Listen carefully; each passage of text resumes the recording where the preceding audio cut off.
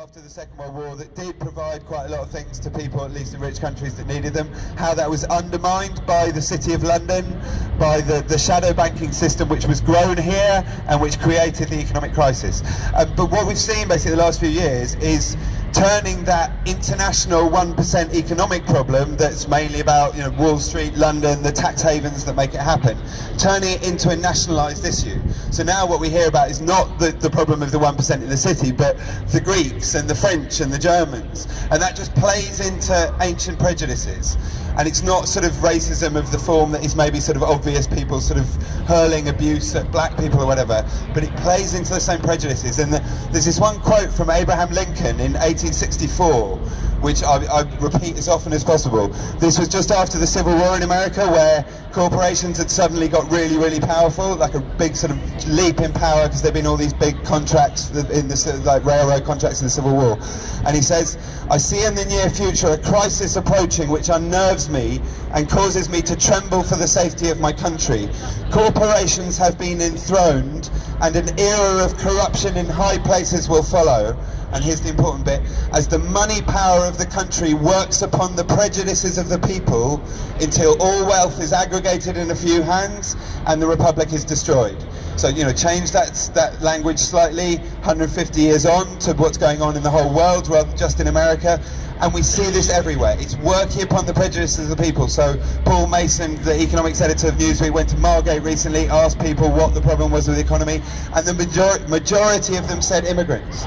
This is what most people are being told, and that's what they see. It kind of makes sense to people on the ground. They don't have jobs. There's somebody that they don't relate to that's in the other group that seems to have a job, so it seems to make sense to them. The problem is the immigrants. But we really have to talk to each other about what a complete lie this is. But yeah, so, and it's not just England, it's across Western Europe at the moment. You've seen racism is on the rise. The far right is really, really growing. India, you've got the sort of Muslims being played off against the Hindus. Go to Russia, it's the Uzbeks. One way or another, this is what power always does to divide and rule. It plays on the prejudices of the people.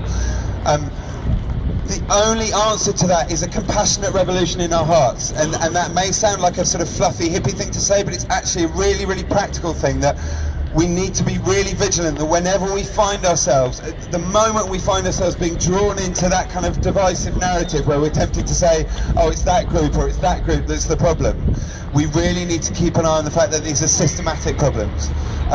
And like resist the racialising of the economic crisis, because we just simply lose sight then of what it actually is, you know, and we start blaming the wrong people.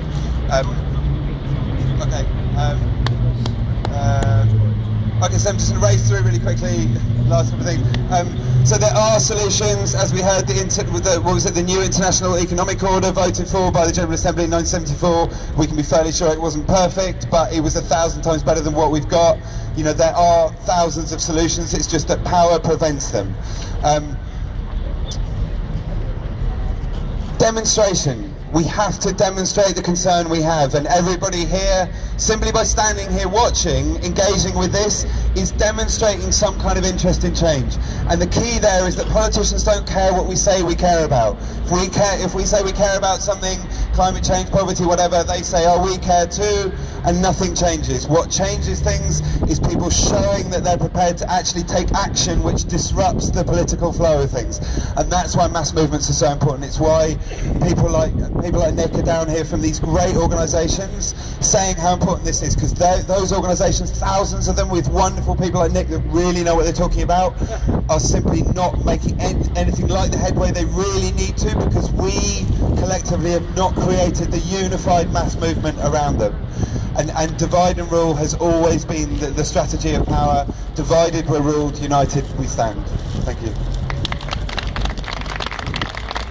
Thank you very much, George. So, we have two more